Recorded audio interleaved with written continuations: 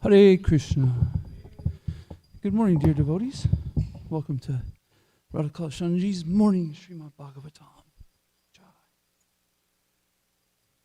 Jaya Radha Madhava Kunja Bihari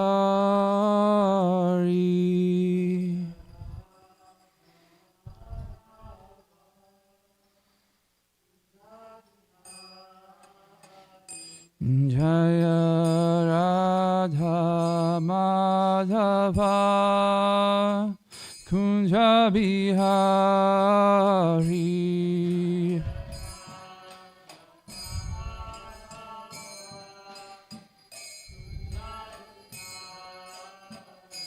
Jaya Gopi Janavallabha Girivaradari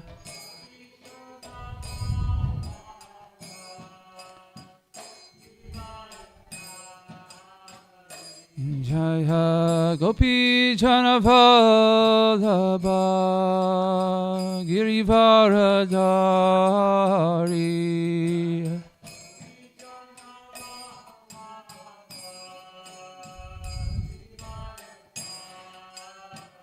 Yashoda Nandana Braja Ranjana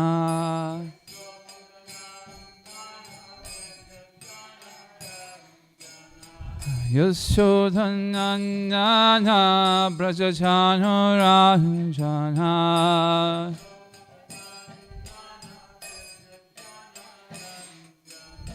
Yamuna Tira Vanachari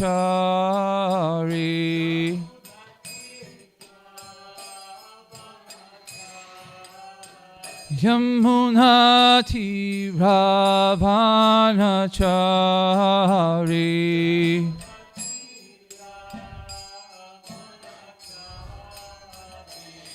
Jaya Radha Madhava Kunja Bihari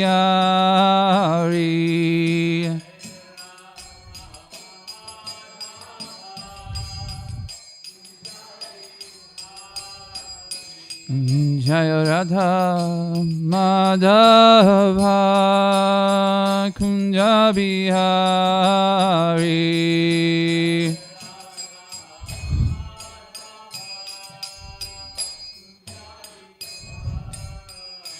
Jaya Gopi Janavallabha Girivaradari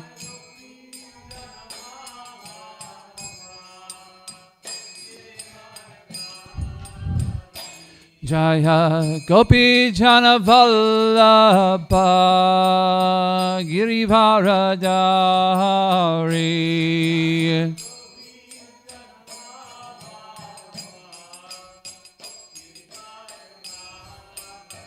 Yashodhanandana Braja Ranjana Yashodhanandana Braja Ranjana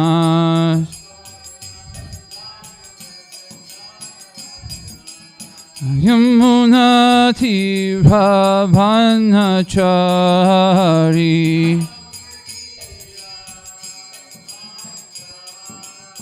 Yamuna Tira Vanachari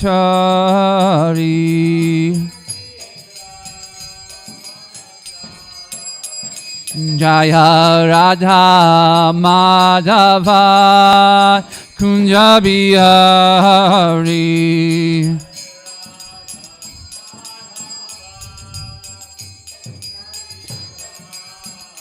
Jaya Gopi Janavallabha Girivaradari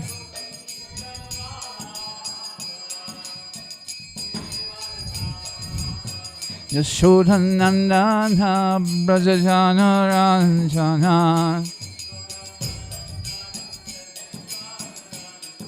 Yashodhanandana Braja Ranjana Yamuna Tira Vanachari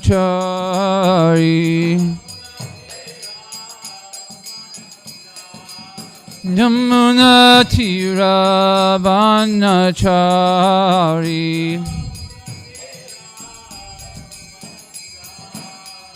Hare Krishna Hare Krishna Krishna Krishna Hare Hare Hare Rama Hare Rama Rama Rama Hare Hare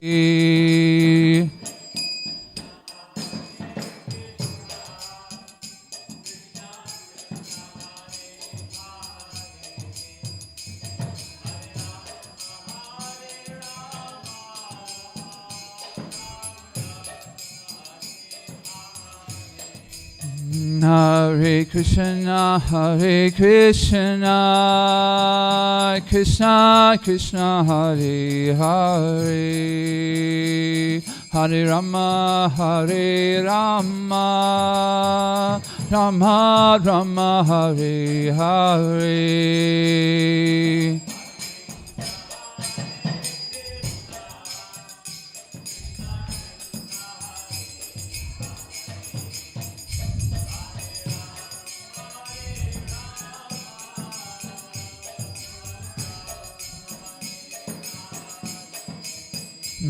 Hare Krishna, Hare Krishna, Krishna Krishna, Hare Hare, Hare Rama, Hare Rama, Rama Rama, Hare Hare, Hare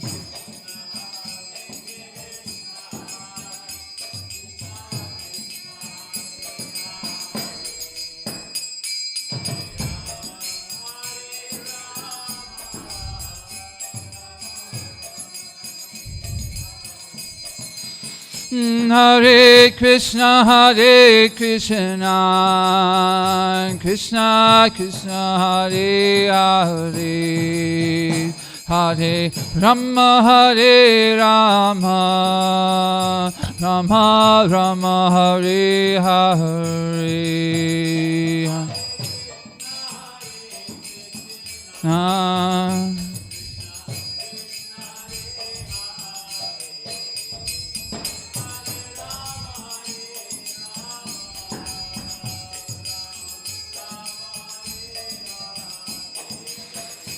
Hare Krishna, Hare Krishna, Krishna Krishna, Hare Hare, Hare Rama, Hare Rama, Rama Rama, Hare Hare.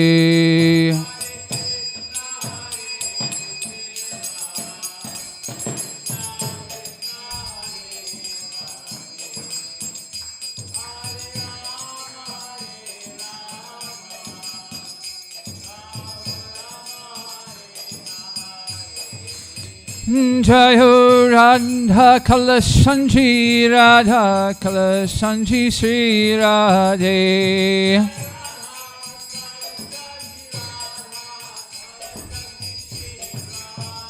Jayo Radha Govinda, Radha Govinda, Sri Radhe.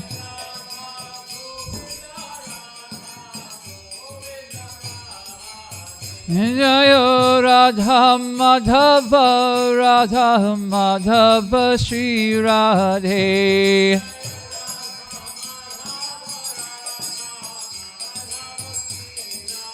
Jaya Radha Shamasundar, Radha Shamasundar, Sri Radhe.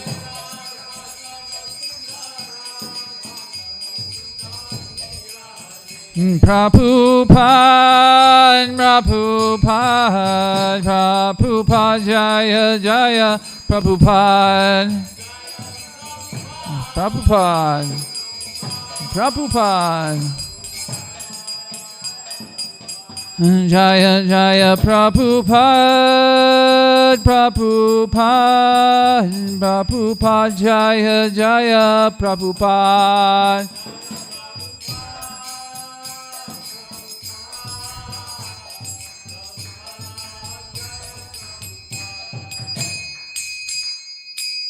Shri Shri Radha Madhava ki jai. Shri Prabhupada ki jai. Thank you, Mother Preeti.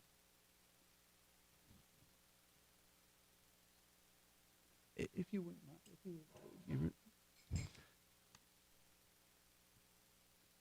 Narayanam namas, excuse me. Om Namo Bhagavate Vasudevaya. Om Namo Bhagavate Vasudevaya. Om Namo Bhagavate Vasudevaya.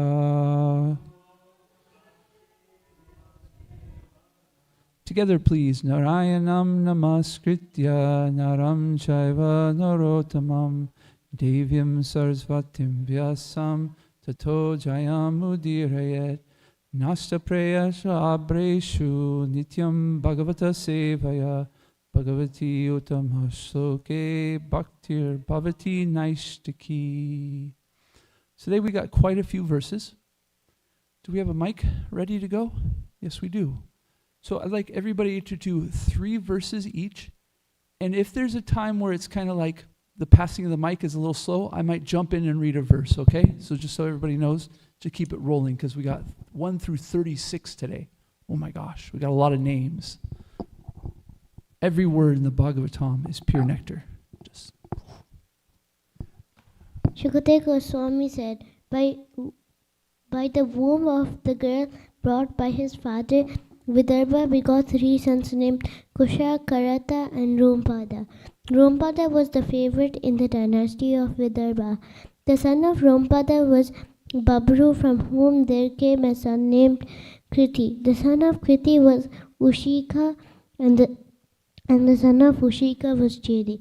From Chedi was born the king known as Chaitya and others. The son of Krata was Kunti, the son of Kunti, Vrishni, the son of Vrishni, Nirvarti, and the son of Nirvarti, Dasharha. From Dasharha came Vyoma, from Vyoma came Jimuta, and from Jimuta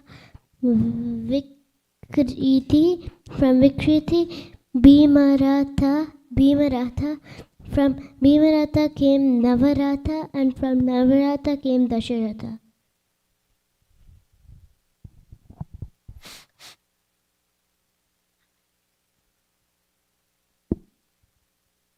From Dasharatha came a son named Shakuni, and from Shakuni a son named Karambi.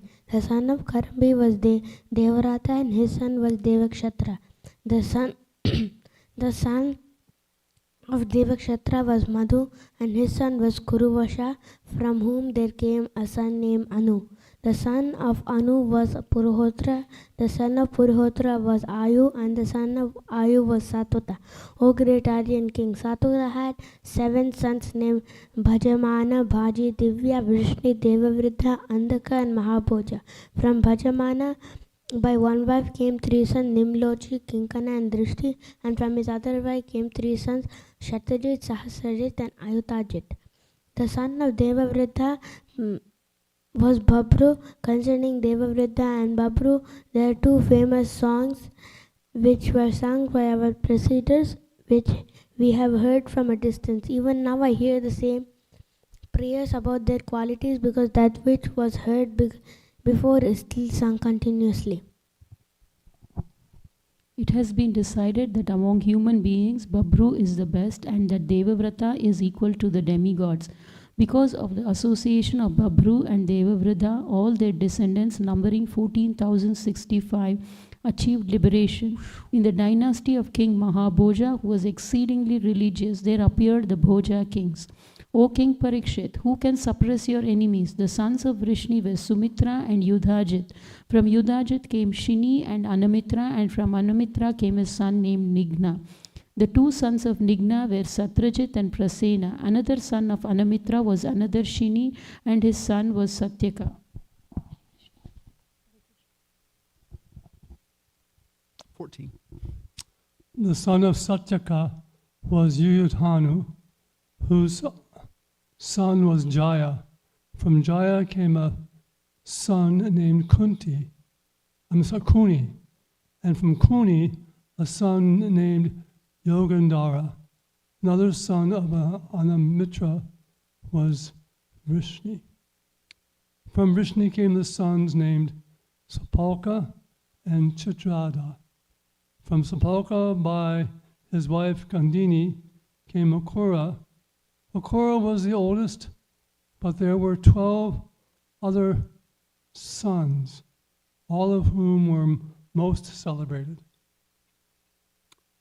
The names of these 12 were Asanga, Sarameya,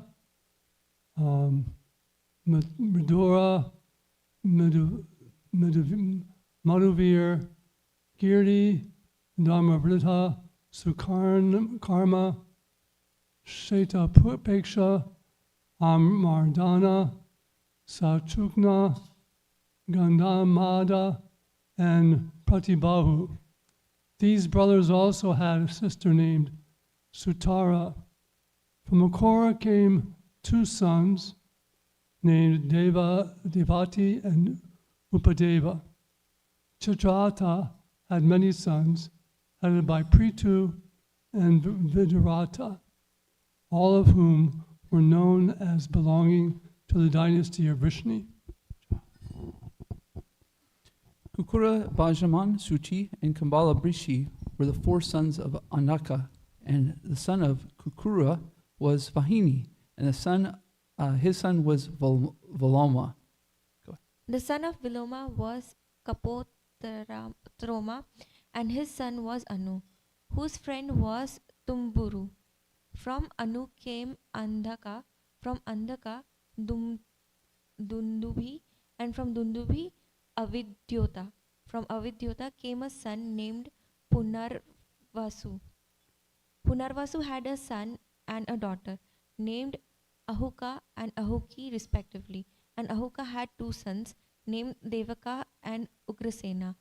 Devaka had four sons named Devavan, Upadeva, Sudeva, and Devavardhana, and he also had 7 daughters named Santi Deva, Upadeva, Sri Deva, Devarakshita, Sahadeva, Devaki, and Dhrita Deva. Dhrita Deva was the eldest. Vasudeva, the father of Krishna, married all these sisters. Krishna, Sunama, Kamsa. Nyagroda, Kanka, Sanku, Suhu, Rashtrapala, Drishti, and Tustiman were the son of Ugrasena. Kamsa, Kamsavati, Kanka, Surabu, and Rasatrapilika were the daughters of Ugrasena. They became the wives of Vasudev's younger brother. We're starting to get into names that we recognize, right? The son of Karutha and Vajutha, and the son of Varduratha and Sura. His son is Bajanamana, and the son of Bajamanana was Saitni.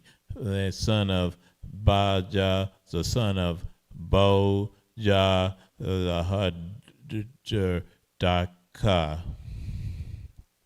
Good. The three sons of Hirdika were Deva Midya, Shata Danu, and Krita Varma. The son of Deva Midya was Shura, whose wife was named Marisya.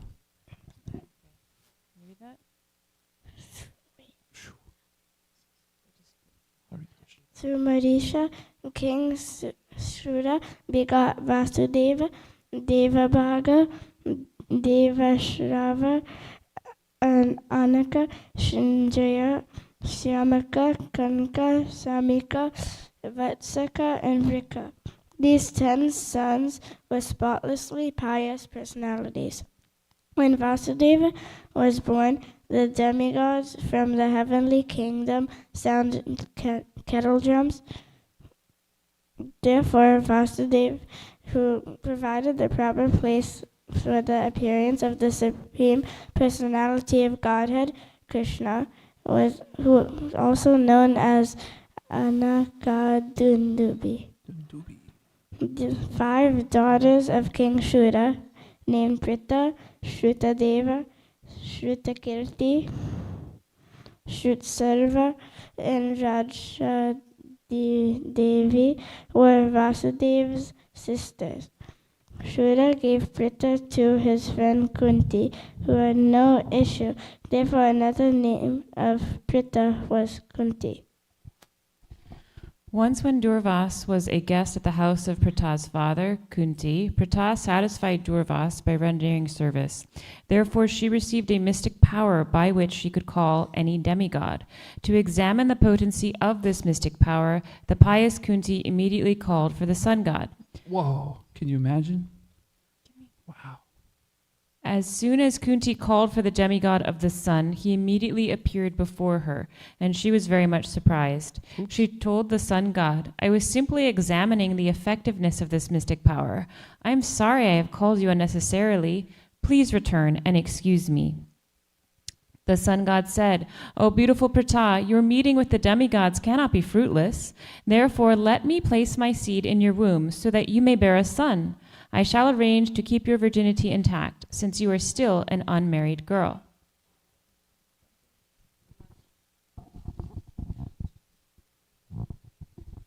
After saying this, the sun god discharged his semen into the womb of Prita and then returned to the celestial kingdom. Immediately thereafter, from Kunti, a child was born who was like a second sun god. Because Kunti feared people's criticism with great difficulty, she had to give up her affection for her child. Unwillingly, she packed the child in a basket and let it float down the waters of the river. O Maharaj Parikshit, your great-grandfather, the pious and chivalrous King Pandu, later married Kunti. Wow. Okay, text 34 is our focus verse. By the way, there was, this is, out of these 36 verses, this is the only verse with a purport by His Divine Grace. So we'll be reading this. Om Magyam Deva Sandarsham Amogyam Deva Sandarsham Adyade Tvai Chatmajam Adyade Tvai Chatmajam Yonir Yata Nadusyeta Yonir Yata Nadusyeta Kartyam Te Sumadyademe Kartyaham Te Sumadyame Amogyam Deva Sandarsham Adyade Tvai Chatmajam Yonir Yatya Na Dosyate Kartyaham Te Sumadyame. Bolo, please. Amogam Deva Sundarsham Adyade Tvai Chatmajam Yonir Yatya Nadusyeta Kartyam Te sumadhyame. Amogam deva sandarsham. Amogam deva sandarsham. Adadhe tvayi chatmajam. Anjate tvayi chatmajam. Yoniryattana dushyeta. Yoniryatana dusyeta. Kartaham te sumadhyame. Kartyamam te samadhyate. Amogam deva sandarsham. Mogam deva sandarsham. Adade tvayi chatmajam. Adye tvayi chatmatam. Yoniryattana dushyeta. Yoniryatana dusyeta. Kartaham te sumadhyame. Kartyaham te sumadhyame. One more? Everybody? Mogam deva sandarsham. Nandane tvayi chatmajam. Yoniryatana dusyeta. Kartaham te Kartam sumadhyame. Word for word together, please. Amogyam, without failure. Deva Sandarsham, meeting with the demigods. Adyahe, I shall give my semen. Tvai, unto you. Cha, also. Atmajam, a son. Yoni, the source of birth. Yata, as. Na, not. Dosyate, becomes polluted. Kartya, shall arrange. Aham, I. Te, unto you. Sumadhyame, O beautiful girl. Translation and purport by His Divine Grace A.C. Bhaktivedanta Swami Srila Prabhupada Ki Jai. The sun god said, O beautiful Prita, your meeting with the demigods cannot be fruitless. Therefore let me place my seed in your womb so that you may bear a son. I shall arrange to keep your virginity intact since you are still an unmarried girl. Purport. According to Vedic civilization, if a girl gives birth to a child before she is married, no one will marry her. Therefore, although the sun god, after appearing before Prita, wanted to give her a child, Prita hesitated because she was still unmarried. To keep her virginity undisturbed, the sun god arranged to give her a child that came from her ear, and therefore the child was known as Karna. The custom is that a girl should be married, akshata yoni, that is, with her virginity undisturbed. A girl should never bear a child before her marriage. Om Vigantimarandasya Gananjana Shalakaya Chakshur Anmalitam Yena Tasmai Shri Guruve Namaha. I was born in the darkness of ignorance, but by my spiritual master's kind mercy, my darkened eyes were opened with the torchlight of knowledge.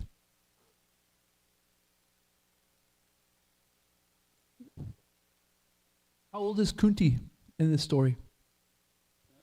Just a teenager, just a young girl. Can you imagine being a youngin', and all of a sudden you got this amazing power? What are you going to do? Probably going to test it out, right? Listen, whoa, really? I got this power? So she does this. And then all of a sudden the sun god appears, and she says, my bad, my mistake. Never mind, I was just kidding. He says, no. And he gives her a child. So you can imagine that, such a simple mistake can have such a big consequence, right? And his devotees are not just devotees. Anyways, what I wanted to say was, with great power comes great responsibility. And you can see that when we make a mistake with the power that we have, or we use it whimsically, it can have a great consequence. And so I was thinking about how as devotees, how we wield power, right? We have so many opportunities as devotees to actually have a lot of power that we kind of take for granted in some sense. Kind of think it's, there's so many other devotees that also have this power. But when we look out into the material world, we can understand that the people out there don't have the fortune that we have. For instance, the Maha Mantra. The Maha Mantra is so powerful, right? It's going to take somebody from the lowest parts of material existence and can bring them up to a a pure devotee. That's a lot of power, right? Any other examples of power that we have as devotees that we're given this opportunity to yield?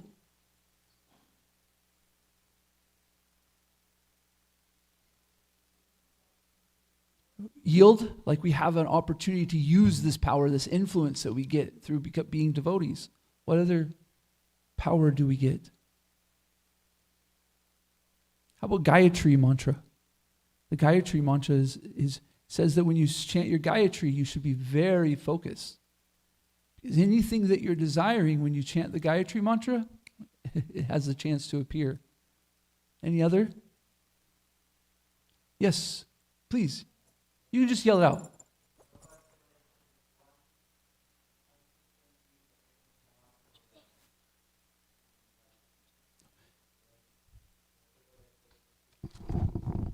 Wow. Whoever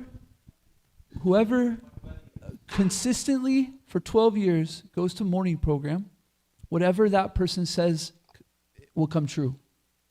Matter of fact, the song that we sang this morning, Radhe Jaya Madhava, Radhe Jaya Radhavadayate. Anybody who sings this song, all their Sankirtan desires will appear. Wow. What were you going to say, Manjari Gopika? Sorry. Hare Krishna, I was thinking how devotees are empowered by the spiritual master. Oh, wow.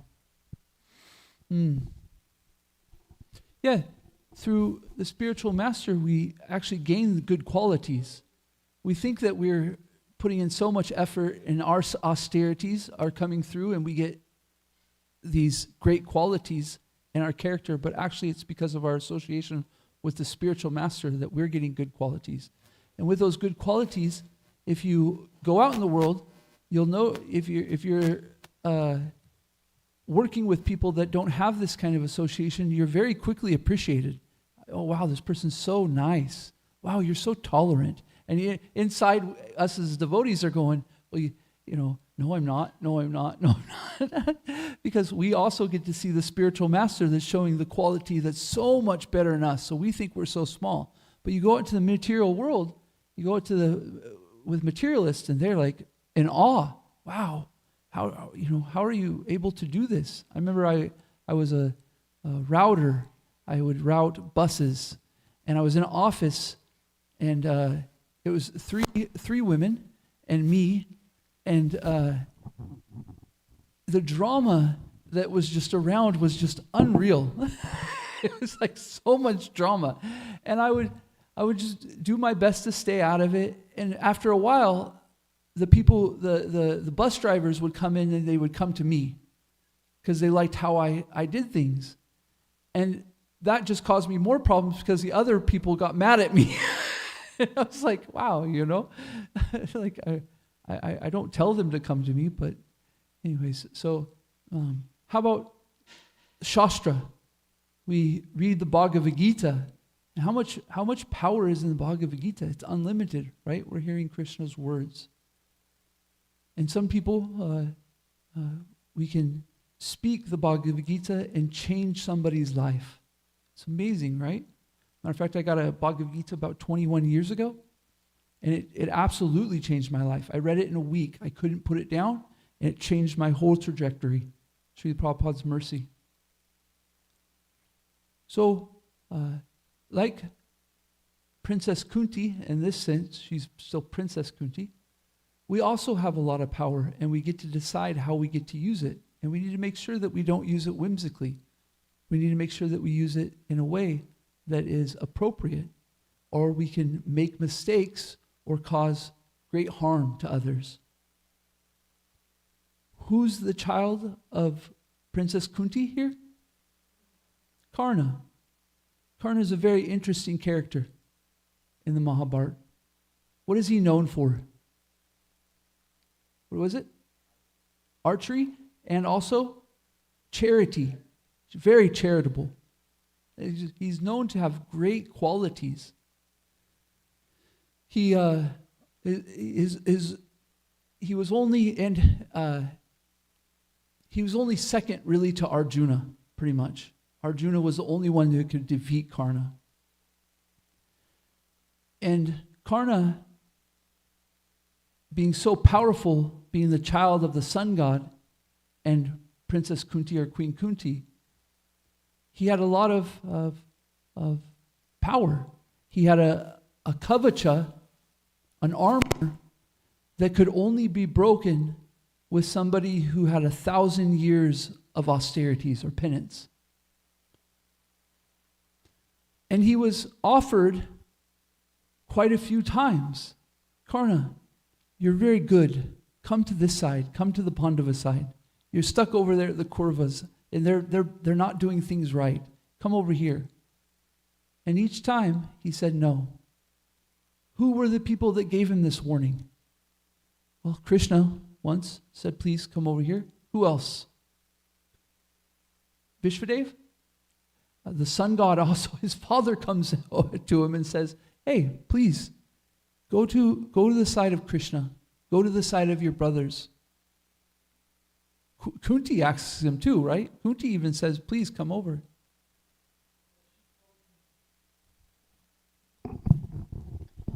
She actually revealed to Karna who he was, and he became quite angry. He was very upset with his mother. Who found Karna in the basket? Atirath. Yes, a charioteer, a chariot driver, right? Right. And you had a great archer, and your parents are charioteers, so you were looked down upon. So it was a big source of anger for Karna. And then the other side is Arjuna and the Pandavas, who have just as much, if not more, power than Karna. And they're hearing from Krishna, they're hearing from their grandmother, or from their mother, and they're on the right path, right? So, this is a great example of a person with great power that doesn't know what to do with it. Mother Kunti makes the mistake, but then she learns from that mistake, right? And she has the Pandavas. But we have Karna, who has all these wonderful qualities, but he can't make the jump over. He can't get over his mistakes. What's the difference between these two different characters? We'll put Kunti and the Pandavas on one side and Karna on the other. What's the big difference of these people who have this power, and yet one's on the bad side and one's on the good side? Gokula Nanda. Yeah.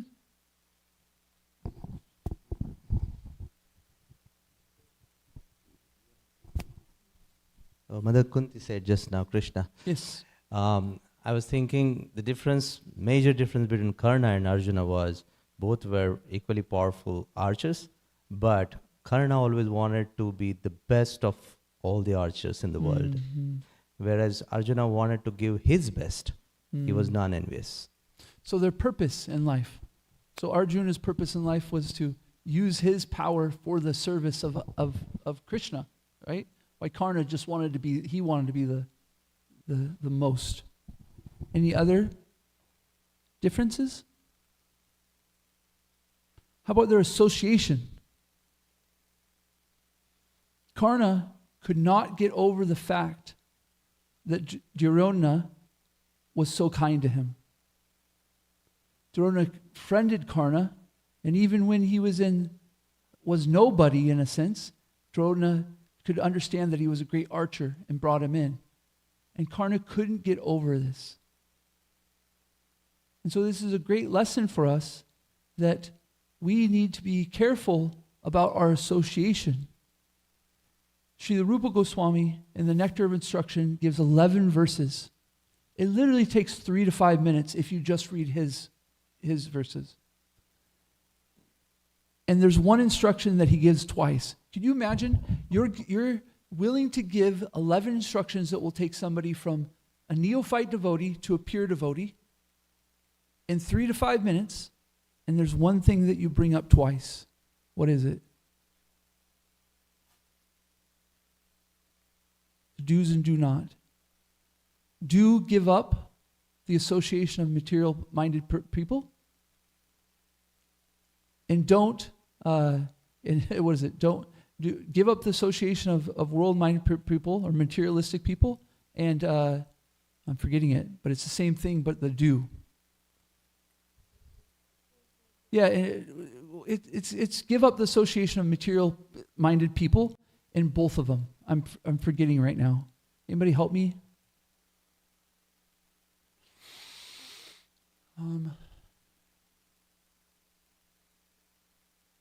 Your everything will be spoiled if you do these three things.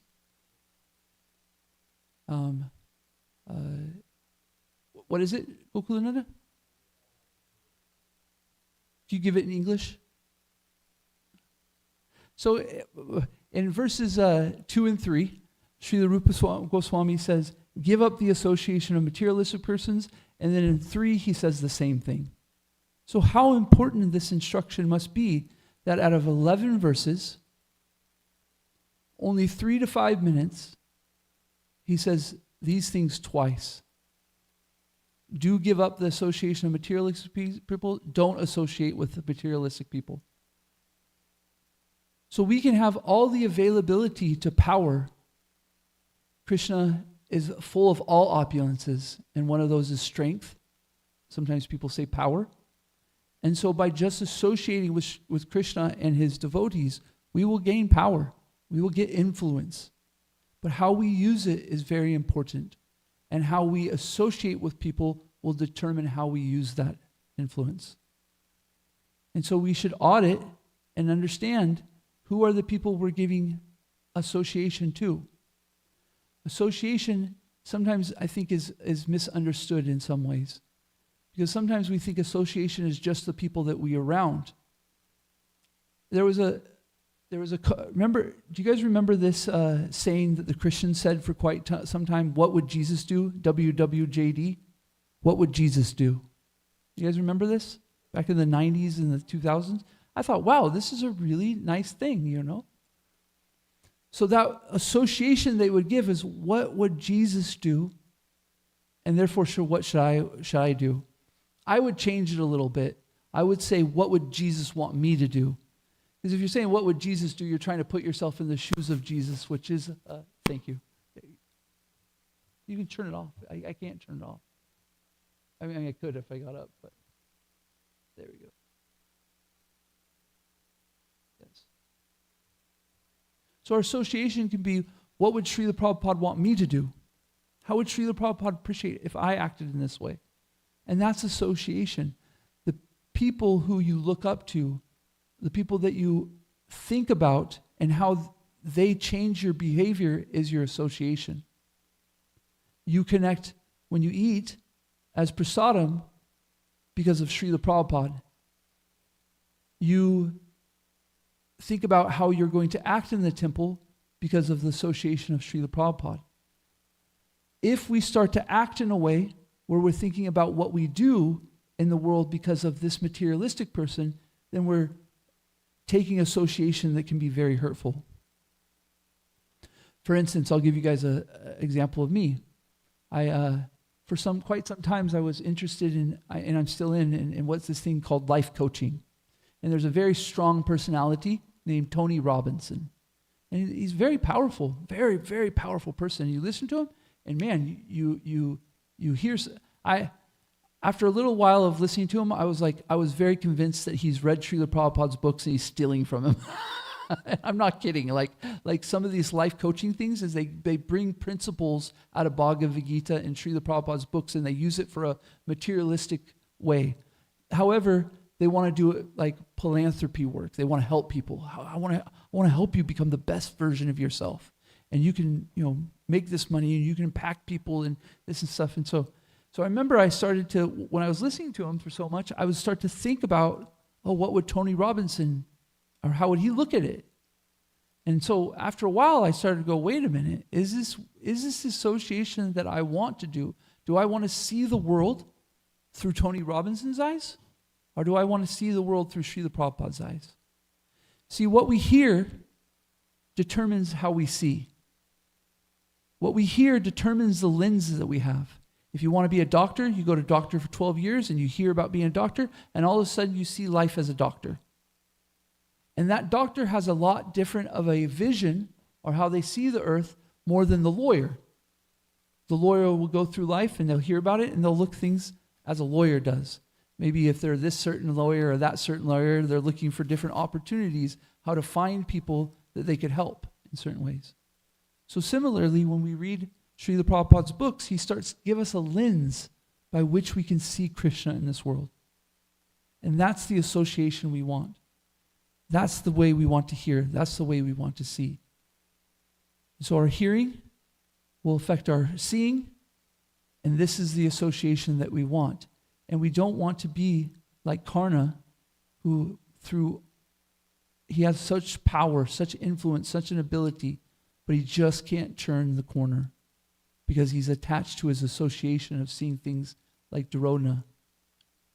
We want to be like Arjuna and hear from Krishna, and so our power is always used in the service of Krishna. I'll stop there. Any questions, comments, thoughts?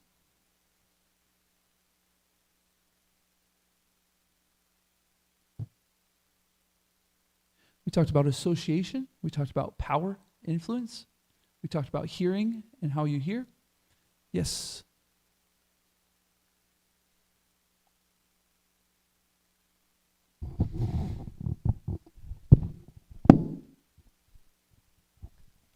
You were telling that Karna could only be killed by a person who did 1,000 penances, right? 1,000 years, yes. Yeah.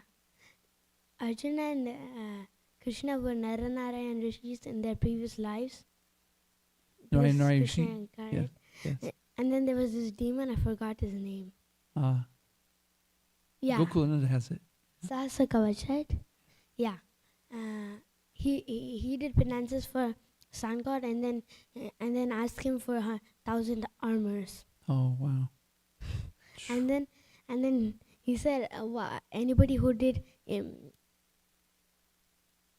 1,000 year penance, only they could destroy even just one of his armor. And then Naranarayan Rishi came to know of this, and then one brother used to go and do penances. He used to come back and destroy one armor. That time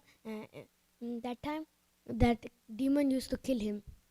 Then the other brother who was doing penances that time used to come and then revive this brother who used to go and then do penances. And then Narayan, suppose he used to destroy one of the armors and then die.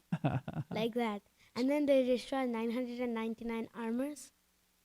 And then when it was only one armor and one of them was there to destroy it, that demon Sahasa Kavach, he ran to Sun God for his shelter, and then Sun God said, leave him for now, in the next life you can kill him. That's why Karna was born with that armor. Wow. Yeah, very nice. Thank you. Now we know how Arjuna was able to defeat Karna. The armor. They had a chance. Any other comments, thoughts? Gokulananda Prabhu.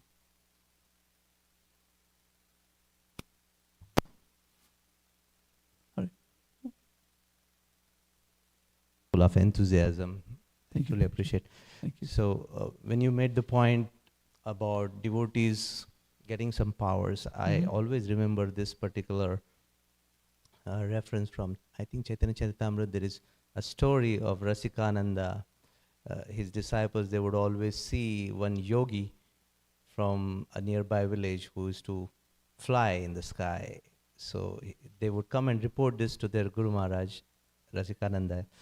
And Rasikananda would just neglect them. So one fine morning, again, they just came rushing up to their Guru, saying, we just saw him taking a broomstick in between his legs, and he just flew in the sky.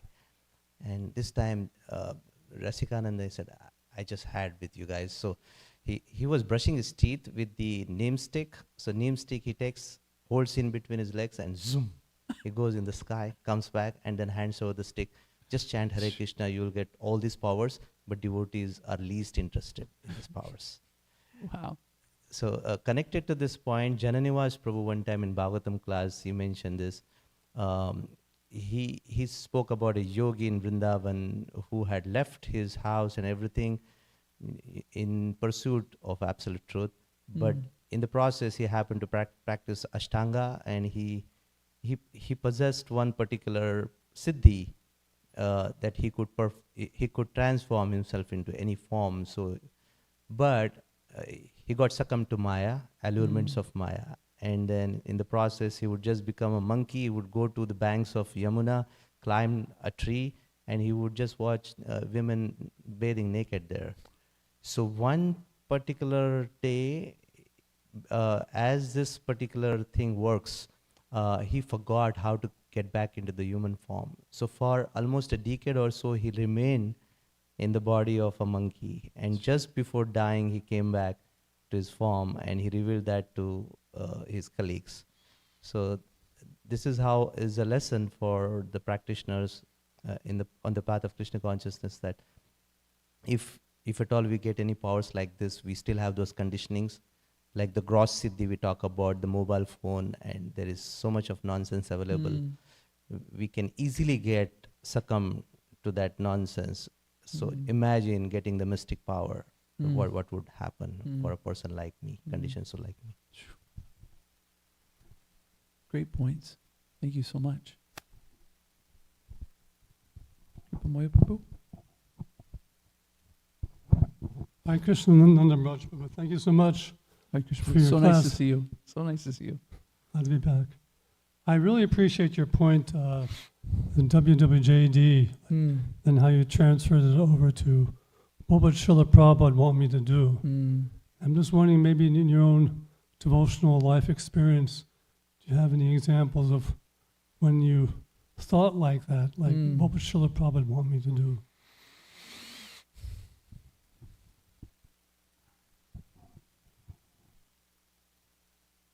Or if you know other devotees who... Yeah. Well, it was just you. I had one pop up, and I was wondering if I should use it or not. So I'll give a general example that I've had happen sometimes. When we work in a community so closely, our anartas become very visible in a sense, you know? It's kind of like, you know? And so me being a great anarta finder, I've gotten to a point where sometimes I've seen in Srila Prabhupada's disciples these things that are not so palatable to devotional service. And I remember that I was having a great difficulty with this. And so then I was thinking of Srila Prabhupada and praying to Srila Prabhupada, and I realized that these people are really doing their best they can because they think this is the best way to please Srila Prabhupada. And when that realization hit me, that the desire to serve Srila Prabhupada was so much there, it totally changed my view of how I saw these things. I no longer saw them as some impediment for me or this or that, or like, you know, I was just like, oh, that's a unique way of how to serve Srila Prabhupada. It might not be my way, but if we look into Krishna consciousness, the point is that we become in attitude complete servants of Srila Prabhupada. And so who am I to like try to judge these things and stuff like that? I really don't know. You know, Srila Prabhupada engaged so many people in so many ways. So when I remember that was a big shift for me to stop being offensive in the sense of my mind and seeing problems in it, to shift it and say, wow, this person, these devotees are so engaged in serving Srila Prabhupada, and they really want to see Srila Prabhupada happy. That was one way. Have you had any examples in your life where you thought of what Srila Prabhupada would want you to do and it really shifted you? Well, I think what you just said is really like a unifying community building way of looking at the world. I mean, community, is very much connected to the word communion. And and I like how you pointed out that when we live in a community, it's so easy to start seeing the faults around us, And I just remember Naveen Sham Prabhu, he one time told me he'd read that there's one, in psychology they have one principle which I've tried to apply in my own life. It's called the fundamental attribution error, where if I make a mistake, it's due to circumstances. And if you make a mistake, it's due to bad character. So I try to reverse that, Yeah, right? And then just when you were speaking, just reminded me one time when Srila Prabhupada first came to San Francisco in I believe it was 1967. And Hari Griva was living at the temple, San Francisco temple at the time. And this devotee named Haridas, one of Srila Prabhupada's first disciples, came from New York. And Hari Griva just could not, he and Haridas did not click. And Hari Griva was getting so annoyed. So he went to Srila Prabhupada and started complaining about Haridas. And Srila Prabhupada said, "Do you think everyone has to be to your liking?"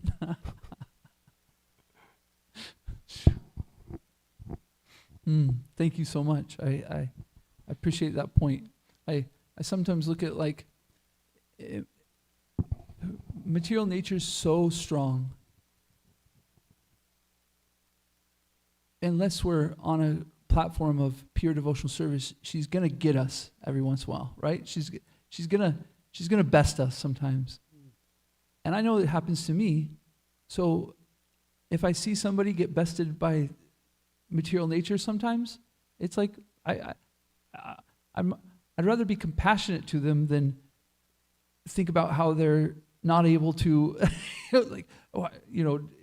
come up to this platform of not being touched by material nature. And it can help me in my compassion sometimes is I think, I hope that my friends are nice to me when and look at me and go, Nanda Braja he had a bad day. You know what I mean? That's not who he is. You know what I mean? But and so I try to look at others in that way and say, sometimes we have sometimes she just gets us.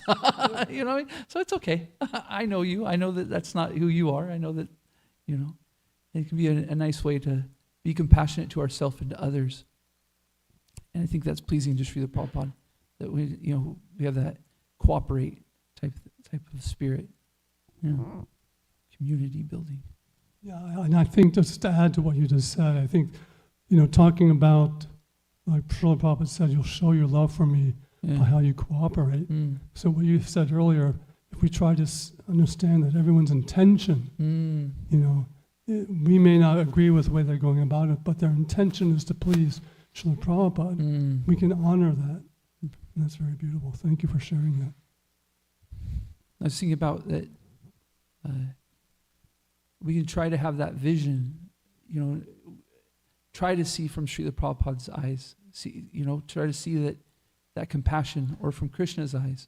Krishna and Srila Prabhupada, they appreciated even the most little of service, but yet I'll talk about me, I'm so willing to find out the problems, right? And Krishna is Srila Prabhupada and Krishna is totally separate. They're finding the best of whatever, and I'm trying to find the worst of anything like that. But if we can shift in like that and say, okay, how is Krishna seeing this, or how is Srila Prabhupada working in this person's life? And it really can be a powerful thing. Like you can all of a sudden go, okay, Krishna's kind. I can try my best to be kind also. Yeah. Thank you, Prabhu. Anything else? No? Anybody else?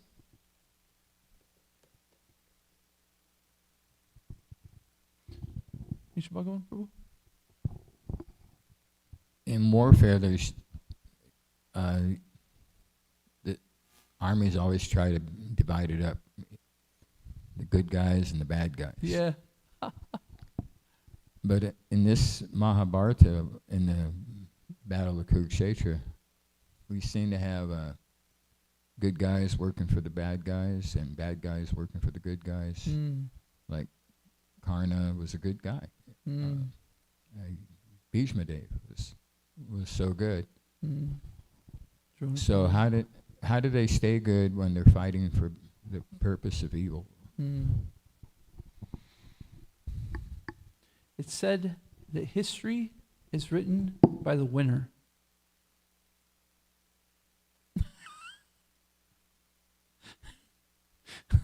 So you look at American history, I'm sure it's a lot different from the Native Indians' history.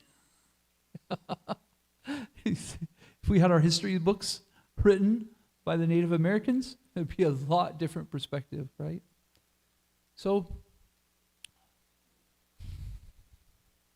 my initial thought is, the pure devotee knows their role and stuff like that. So I'm going to try to think of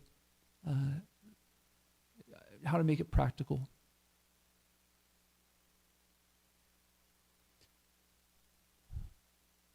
So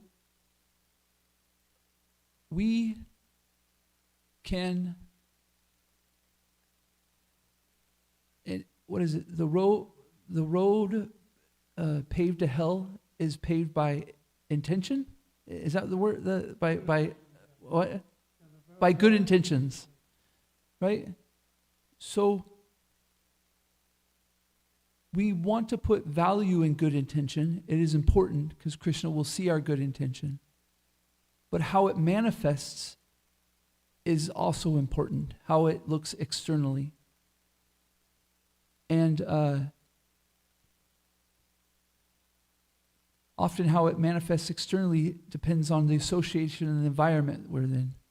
And so if we choose to put ourselves into an environment that doesn't allow our intentions to manifest in a way that's beneficial for others, then we will be put on the wrong side, no matter how good we are internally, no matter how good our thoughts are, no matter how good our words are. And so this is a great lesson that we see these wonderful devotees that are completely pure in intention, but externally they put them in a situation that they're on the wrong side. And so we need to make sure that we check that our internals also match our externals. And if they don't, then we need to find the right association. We need to inquire from the right association how to get that changed. Yeah. Wow. I don't know where that came from.